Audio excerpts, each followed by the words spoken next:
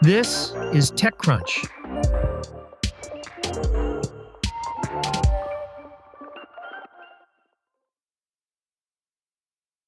At the Morgan Stanley Technology, Media and Telecom Conference in downtown San Francisco Wednesday, Nvidia CEO Jensen Huang said his company's recent investments in OpenAI and Anthropic are likely to be its last in both, saying that once they go public as anticipated later this year, the opportunity to invest closes. It could be that simple. While firms sometimes pile into companies until practically the eve of their public debut in search of more upside, Nvidia is minting money selling the chips that power both companies. It's not like it needs to goose its returns by pouring even more money into either one. Nvidia, for its part, isn't offering much more on the matter. Asked for comment earlier today following Huang's remarks, a spokesman pointed TechCrunch to a transcript from the company's fourth quarter earnings call, where Huang said all of Nvidia's investments are focused very squarely, strategically on expanding and deepening our ecosystem reach, a goal its earlier stakes in both companies have arguably met.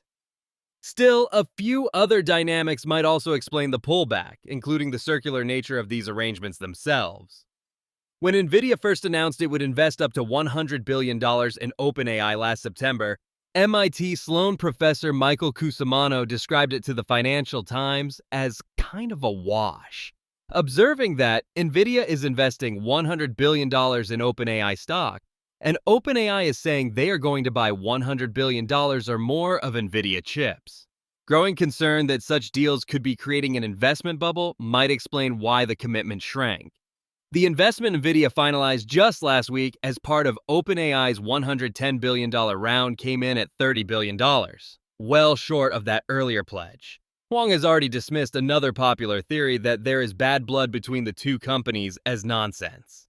Meanwhile, Nvidia's relationship with Anthropic has looked fraught in its own right. Just 2 months after Nvidia announced a $10 billion investment in November, Anthropic CEO Dario Amodei took the stage at Davos and, without naming Nvidia directly, compared the act of U.S. chip companies selling high-performance AI processors to approved Chinese customers to selling nuclear weapons to North Korea. In retrospect, a nuclear weapons comparison was the least of it. Just days ago, the Trump administration blacklisted Anthropic, barring federal agencies and military contractors from using its tech after the company refused to allow its models to be used for autonomous weapons or mass domestic surveillance. Within hours of that announcement, OpenAI said it had struck its own deal with the Pentagon, a move Anthropic has called mendacious, and the public appears to view similarly. Within 24 hours of the back-to-back announcements, Anthropic's Claude shot to the top of the free app rankings on Apple's US App Store, overtaking ChatGPT. At the end of January, Claude was outside the top 100, according to Sensor Tower data. Where that leaves Nvidia is holding stakes in two companies that, at this particular moment, are pulling in very different directions and potentially dragging customers and partners along for the ride. Whether Huang saw any of this coming, given Nvidia's web of partnerships, is impossible to know. But his stated reason on Wednesday for likely pulling the plug on future investments, that the IPO window closes the door on this kind of deal, is hard to square with how late-stage private investing actually works. What's looking more probable is that this is an exit from a situation that has gotten really complicated, really fast. Rivian is planning one of the fastest launches of a new all-electric car in the US with its forthcoming R2 SUV, according to company statements and a TechCrunch analysis of historical sales data. If Rivian is successful, it would prove a strong start for a product that founder and CEO RJ Scaringe has said is maybe the most important thing we've launched to date. It can't afford not to. Rivian's future, and chances at profitability, hinges on the success of the R2. If it struggles to ramp production and sales of the R2, shareholders could flee. At the very least, it would raise questions about the company's strategy of burning through billions now to prepare for mass market scale. Rivian told investors last month that it expects to sell between 20 and 25,000 R2s this year, with the first SUVs likely to head to customers in June once production begins. Even if Rivian hits the low end of that target, its sales rate will outpace every other comparable electric at or under $60,000 other than the Tesla Model Y.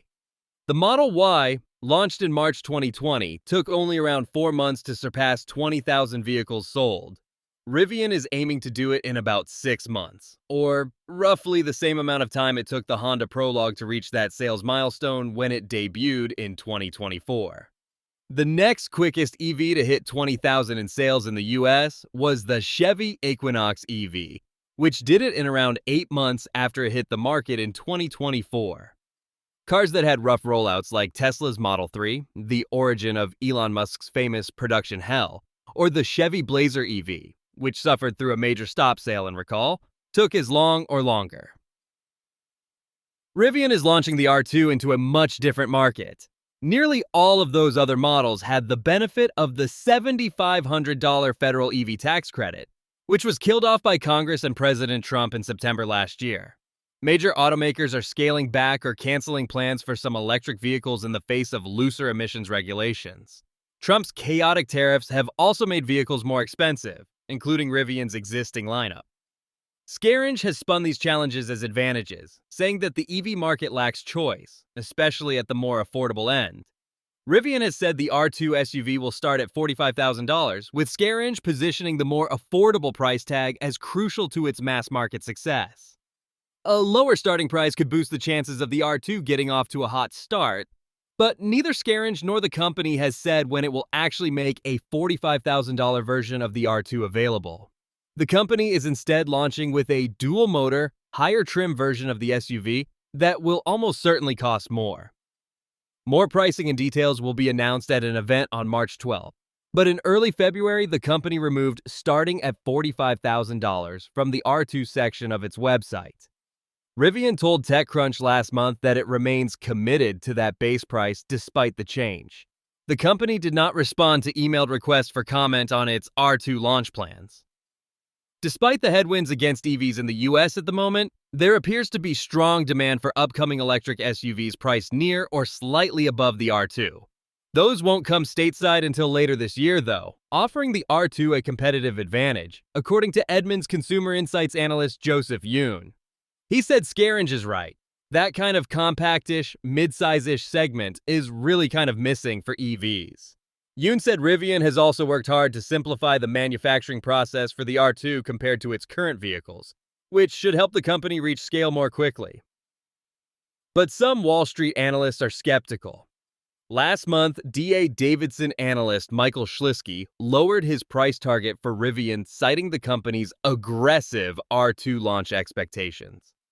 Barclays analyst Dan Levy wrote in a note published last year that he estimates Rivian's average transaction price for the R2 could hover around $60,000 or higher for the next several years while they get built in Illinois, until the company gets its new Georgia factory up and running.